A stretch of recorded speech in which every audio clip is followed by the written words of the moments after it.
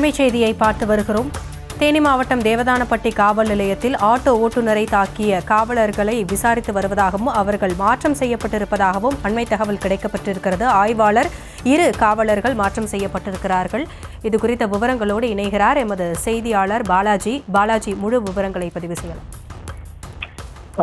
தேவதானப்பட்டியில கடந்த ஜனவரி மாதம் அதாவது கடந்த பொங்கல் அன்று ஆட்டோ ஓட்டுநர் ரமேஷ் என்பவர் குடிபோதையில் அங்கு இருந்த பேருந்தை வழிமறித்து பிரச்சனை செய்ததாகவும் மேலும் அங்கு கூடியிருந்த பொதுமக்களுக்கு இடைஞ்சல் ஏற்படுத்தியதாகவும் கூறி காவல் நிலையத்துக்கு அழைத்து செல்லப்பட்டார்.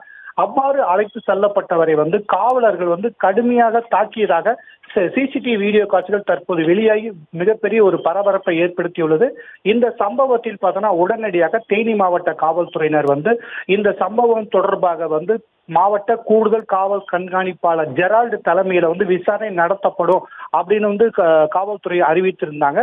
இந்த சூழ்நிலை தற்போது அந்த காவல் நிலையத்தில் இருந்த ஆய்வாளர் மற்றும் 2 காவலர்களை ஆயுதப்படைக்கு மாற்றி உத்தரவிடப்பட்டுள்ளதாக தற்போது தகவல் வெளியாகிருக்கு.